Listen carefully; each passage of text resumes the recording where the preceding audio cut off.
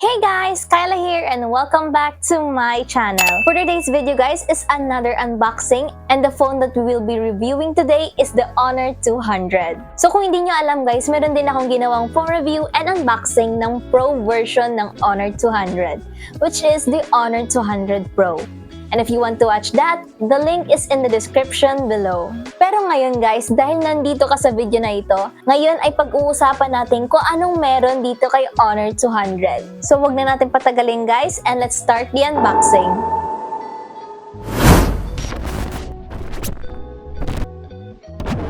Now let us start with the unboxing. Now as we open the box, we will see here the Honor 200.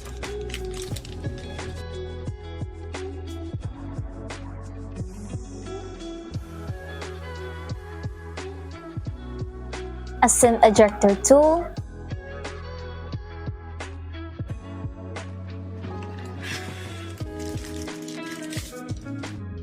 a quick start guide and warranty card, a protective case, a Type-C cable,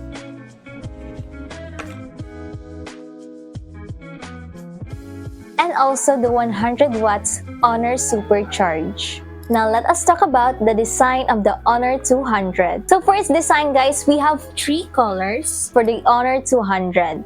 So the colors are Moonlight White, Emerald Green, and Black. So the color that I have here guys is the Moonlight White. So sa Honor 200 Pro guys, meron ding available na color na Moonlight White, which has a soft light and natural textures. It resembles the bright moon in the night sky, giving an elegant design that is inspired by nature. So as I touch the back guys, it has a matte finish. At napaka-elegante ang dating niya dito sa Moonlight White.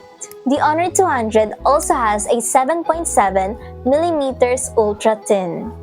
At hindi siya mabigat sa kamay guys dahil meron siyang weight of 187 grams. And another thing about its design guys is wala siyang audio jack. So as you can see here on the bottom, wala tayong makikitang audio jack dyan na kung saan it is usually placed on the bottom. So dito, if you're going to listen to some music, I recommend that you use a Type-C earphone or headphone, or you can also use a wireless earphones or headphones. And it also has an equal depth quad curved screen. Now let us check if this is a dual SIM or a single SIM. So dito makikita natin guys na ang Honor 200 ay isang dual SIM.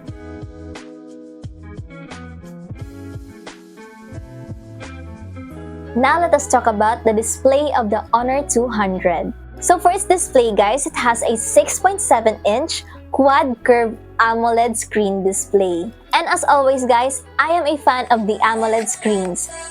Because AMOLED screen display guys has a more greater range of colors which gives you a more vibrant and better looking images. At itong Honor 200 natin guys is meron siyang 120Hz screen refresh rate, which is napakaganda guys kasi kapag meron kang 120Hz, you can expect a more smoother and better animations. At napakaganda rin ito guys, lalong-lalo na when it comes to gaming. Pero of course guys, mamaya na natin pag-usapan ang kanyang gaming kasi we have a section for that. So the Honor 200 also has a Full HD Plus 2664 by 1200 resolution. And now let's talk about the performance of the Honor 200. So for its processor guys, we have a Snapdragon 7 Gen 3. At itong Snapdragon 7 Gen 3 processor, this is a mid-range mobile processor from Qualcomm. Sa itong Snapdragon 7 Gen 3 natin guys, it offers good performance, efficient power consumption, and modern connectivity. At itong Honor 200 natin guys, meron siyang 3 types of storage. So the first type of storage guys is the 8GB RAM with 256GB of ROM. The second type of storage guys is the 12GB of RAM with 256GB of ROM. And lastly, we have a 12 gigabytes of RAM with 512 gigabytes of ROM. So, a little tip lang guys, kung ikaw ay mahilig sa mga laro at mahilig ka rin mag-take ng mga selfies or videos, I recommend that you go with the highest storage, which is the 12 gigabytes of RAM with 512 gigabytes of ROM para ma-experience mo ang full potential ng ating Honor 200 at syempre, para magkaroon ka ng napakalaking storage. Pero kung hindi naman kayo nakafocus sa storage guys, magpili lang kayo kahit saan dyan sa tatlong storage niya. And now, let's talk about the speakers of the Honor 200. So dito sa speakers niya guys, meron tayo ditong dual speakers. So yes, hindi lang isa ang speaker na available dito kay Honor 200. But first, saan ba natin makikita itong dual speakers na to? So syempre dito sa baba, makikita natin yung isang speaker. And when you look at the top guys, you will see another speaker here. So ayan guys, makikita mo talaga na meron siyang dual speakers. And thanks to that dual speakers guys, you can experience up to 200% extra volume. So ito ay napakaganda if you love listening to loud music. And thanks to the extra 200% guys, you can have a more immersive sound effects, lalong-lalo na kapag maglalaro ka. And up next is the gaming. So for its gaming guys, dahil nga meron tayong Snapdragon 7 Gen 3, it provides a solid foundation for gaming. It can handle games like ML, PUBG, COD, and Genshin Impact also. However, compared to its Pro version which is the Honor 200 Pro, mas maganda pa rin ang processor ng Honor 200 Pro compared dito sa ating Honor 200. And now, let's talk about the battery of the Honor 200. So for its battery guys, we have a 5,200 mAh battery. And we also have a 100 watts wired Honor Supercharge. At dito sa ating Honor 200 guys, you can charge up to 49% in just 15 minutes. And lastly, ay pag-uusapan naman natin ang camera ng Honor 200. So itong Honor 200 guys, this is also known as a portrait master. So katulad lang din siya ng ating Honor 200 Pro na kung saan portrait master rin siya. So meron ito siyang tatlong camera. So it has a triple camera. So syempre guys, unahin muna natin ang kanyang main camera. So for the main camera guys, we have a 50MP portrait camera and we also have a 50MP telephoto camera na kung saan it also supports an OIS feature. So if you don't know guys, OIS stands for Optical Image Stabilization na kung saan thanks to the Optical Image Stabilization guys, mas magiging stable ang ating mga videos and picture taking. And thanks to the OIS, you can be more confident in taking pictures and videos without worrying on its shakiness. And lastly, para sa kanyang triple camera, we also have a 12MP wide and macro camera.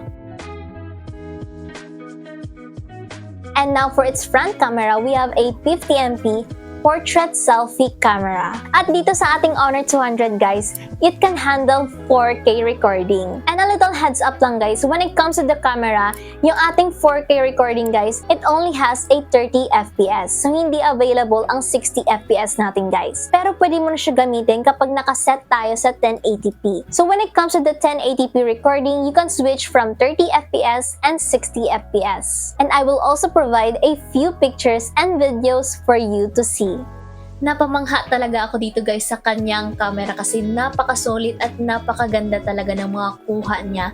Lalong-lalo na kapag nakaset siya sa 4K recording guys.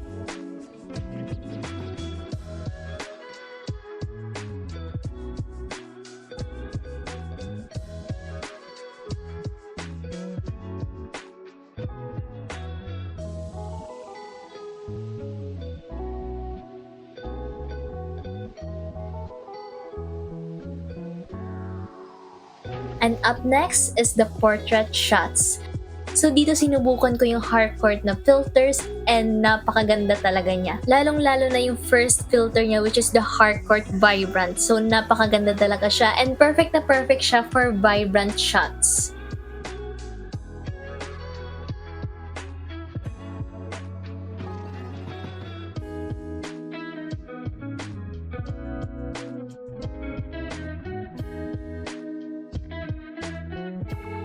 Hey guys, just finished taking picture for our portrait photos guys. At itong nakikita niyong video ngayon guys, ang ginagamit kong phone is yung Honor 200 and yes, ang ganda ha, ang ganda ng shots na nakuha ko. Ako lang mag-isa. Wow, ginalingan mo naman Honor.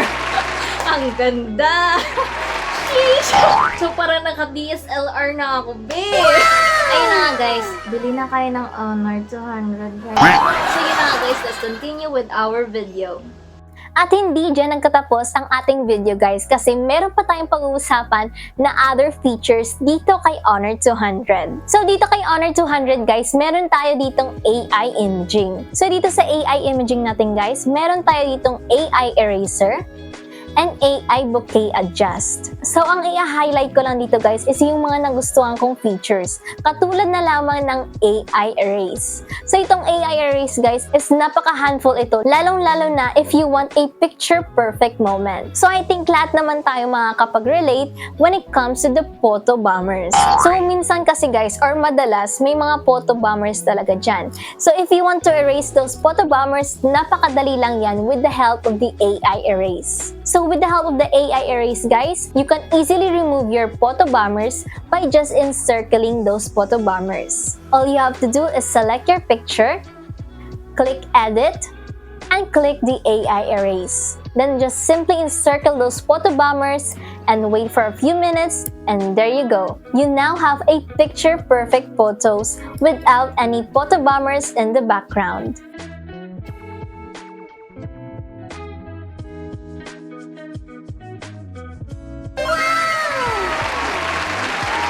And that is all guys for our Honor 200 phone review and unboxing. So again guys, if you're interested in the Pro version of the Honor 200, the link is in the description below. And if you want me to create a hands-on comparison on the Honor 200 and Honor 200 Pro, just comment down also in the comments below. So that is all guys for today's video. Thank you very much for watching and don't forget to like, subscribe, and hit that notification bell so you can be notified whenever I upload a new video.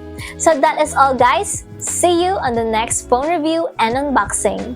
Bye!